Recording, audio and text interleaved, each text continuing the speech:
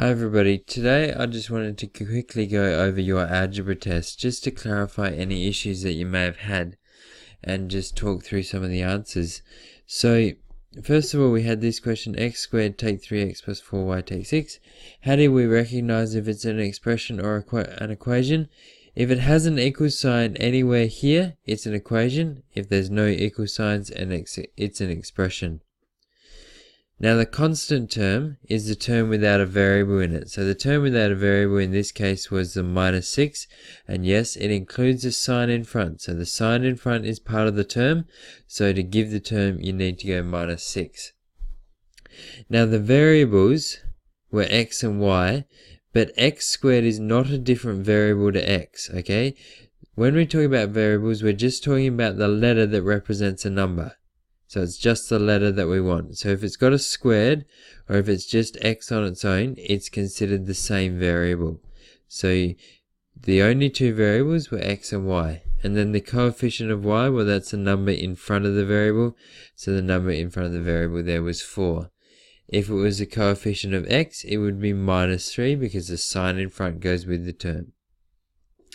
Okay, simplifying the following expression by collecting like terms.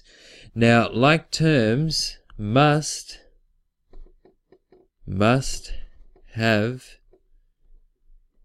exactly the same variable or variables raised to exactly the same power. That's what the definition of like terms are, and we can only add terms if they're like terms. So here, both of these have a y. Now the fact that they've got a different number in them doesn't matter, but both of them have a y, and all they've got is a y. So they're like terms because they have exactly the same variable. So we can add them, and it's 3 plus 6, which gives us 9. But this xy has a different variable in it, so we can't add that to these because it is not a like term. So if they're not like terms, we can't add them. So this has a different variable, so it's not a like term. If we look at this one down here, well, this term here, 2xy and 3yx, well, they have exactly the same variables. Both of them have an x and a y, and that's all they've got. So they are like terms. So we can add them and we get 5xy. Now this 6 take 4, well, they have no variables. But they are like terms, but they're not like terms with this 2xy because they have different variables. Now with this one, this is where the idea of them being raised to different powers is really important. So this first one's an x squared. Now this has an x squared in it, but it's also got a y, so they're not like terms. This has a y squared in it, so that's definitely not a like term with the x squared. This has an x squared y as well, but this one is the only other like term because it is the only other term that just has an x squared in it and nothing else. If we look at this minus 4x squared y, the only other thing where that has exactly the same variables, x and y, and where just the x is raised to the power of 2, is this minus 3x squared y. So they're like terms. And then finally, this 6y squared, well, the only other term whose variable is y to the power of 2 will be this one here. And so we can only add like terms. So if these terms are in different colors, we can't add them. But these two are in red, so it's 2x squared plus 4x squared, which gives me 6x squared. And that is actually an error in my solution, so I'll fix that up. So that's 6x squared. Then it's minus 4x squared y, take 3x squared y. So those two are like terms, and we get minus 7x squared y. And then it's 6y squared, take 6y squared, which gives us a 0. And then we've got to leave it like that. These two terms here are not like terms, so we can't do anything with those. Expanding was done generally better, so the idea that the number out the front gets multiplied by both terms inside. So just making sure of your signs, so when it's negative 2 times negative 7, we count this as negative 7 as the negative is in front of that 7. It's plus 14. and then you have to expand it and then collect like terms from that. So remember, the 4x and the 6x are like terms because they have exactly the same variable, and the minus 4y and the plus 6y are like terms. But once we get it down to 10x and 2y, they are not like terms, so we cannot do anything with it. And then also the idea here, we've got an x squared and a negative x squared, and we've got an x. But they're not like, the x squared and the x are not like terms because although they're the same variable, they're raised to different powers.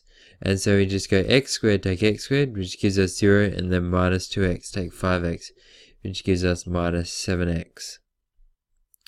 When we've got two sets of brackets multiplied by each other, well, it's the first, the outers, the inners, and the lasts. So remember this by FOIL. Multiply your first terms to give us x squared, multiply your outer terms, x by negative 7x, so it's take 7x. Multiply your inners, 2 by x gives us plus 2x, and then your last 2 by minus 7 gives me take 14. And then the middle two terms are the only ones which are like terms, so we can add them. And then we use a similar sort of process here. Now when we're solving the following equations, there's only a set number we can get. So with ones like this where x is just multiplied by a number, we divide by the number on both sides to give us 13.